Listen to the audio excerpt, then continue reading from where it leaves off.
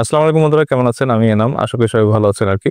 তো দেখেন গত ১ দিন ২ দিন থেকে মানে গতকালকে আমি দেখছি অবশ্য আ ওয়াকারুজ্জামান সাহেব নামাজ পড়াচ্ছেন আরকি। তো এই প্রেসিডেন্ট পিছনে দাঁড়ানো। তো এইটা মনে হচ্ছিল যে এটা মেক করা আরকি। তো আজকে একটু আগে যমুনা টিভি এরকম একটা নিউজ দিয়েছে। তো সেটা মানে আমার চোখে পড়লো আরকি। তারা এরকম একটা নিউজ দিয়েছে যমুনা টিভির যে অনলাইন পোর্টাল আছে সেখানে। তো আমি একটু পড়ি আরকি, হ্যাঁ? এই যে ছবিটা এখানে দেখা যাচ্ছে, বঙ্গভবনে রাষ্ট্রপতি সহ আমন্ত্রিত অতিথিদের নিয়ে নামাজে ইমামতি করলেন সেনাপ্রধান জেনারেল ওয়াকারুজ্জামান।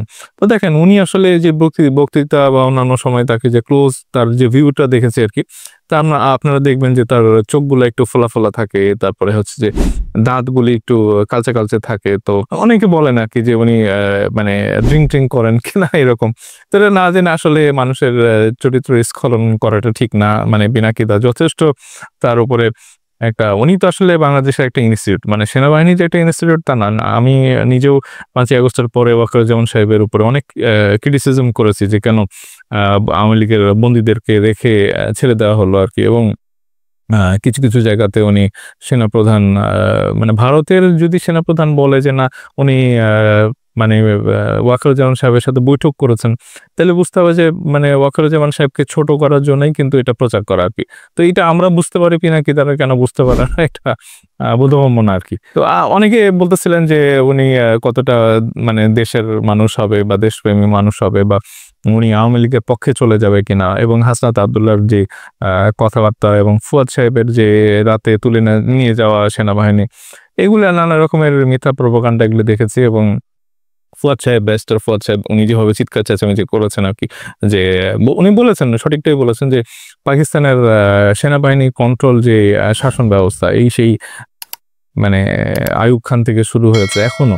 তো এই সেনাবাহিনীর এই নিয়ন্ত্রিত যে সরকার, এখানে তো তাদের জনসাধারণের ওরকম মুক্তি দেখি না আমরা। পাকিস্তান কোনো সময় এই সেনাবাহিনীর মানে জেনারেল মোশাররফ হোক বা আইয়ুব খান হোক বা ইয়াহিয়া খান হোক, মানে তারা কিন্তু কখনোই শান্তিতে ছিল না।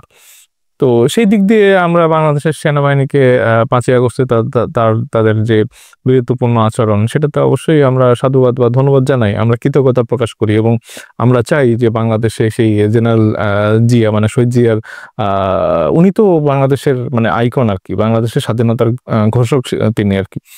তো তারপরে একমাত্র উনারই একটা সুযোগ আসছে ওয়াকারুজ্জামান সাহেবের, যে উনি একদম এক্সট্রিম লেভেলের একটা বীর হিসাবে উনি একটা দৃষ্টান্ত স্থাপন করে আরকি। তো উনি কখনো ভুল করবেন এটা আমার মনে হয় না। বাংলাদেশের উপরে অনেক কনস্পিরেসি হয়েছে এবং ভারতের সেনাবাহিনী এরা বাংলাদেশের বিপদগামী অনেক সেনাবাহিনীর জেনারেলদেরকে নিয়ে তারা বাংলাদেশের মানুষের উপরে একরকম অত্যাচারই করেছে আরকি বলা যায়। মানে অনেক খুন গুমের ভিতরে কিন্তু এই জিয়াউল হাসান জড়িত ছিল বা বেনজিররা জড়িত ছিল। তো এরকম আসলে বাংলাদেশে কালপিট দেখতে চাই না। মানুষ যেখানে না খেয়ে মরে, তাদের সম্পদের হিসাব বা সম্পদের মানে বিবরণ দেখলে আমাদের মাথা ঘুরে যায়। একেকজনের হাজার কোটি টাকার ব্যাংক ব্যালেন্স।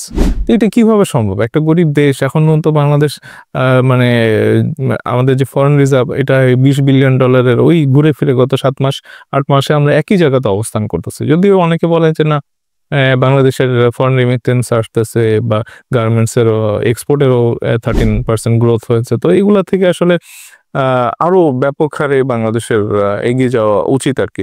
তো রাজনৈতিক দলগুলো আছেন, রাজনীতিবিদরাই বাংলাদেশের রাষ্ট্র ব্যবস্থা, কে এগিয়ে নিয়ে যাওয়ার ব্যাপারে কাজ করবেন, এবং যারা নাকি আওয়ামী সন্ত্রাসী আছে তাদেরকে আসলে দূরে থাকতে হবে বা বাংলাদেশের ক্ষতির চিন্তা থেকে দূরে থাকতে হবে। নাহলে অবশ্যই আমরা তাদেরকে জেলে দেখবো ভবিষ্যতে আরকি। তো বন্ধুরা, যারা আমার ভিডিওটা দেখতেছেন অবশ্যই চ্যানেলটা সাবস্ক্রাইব করবেন এবং লাইক, কমেন্ট, শেয়ার দিয়ে সাথে থাকবেন, এবং খুব তাড়াতাড়ি দেখা হচ্ছে। ধন্যবাদ সবাইকে। আসসালামু আলাইকুম।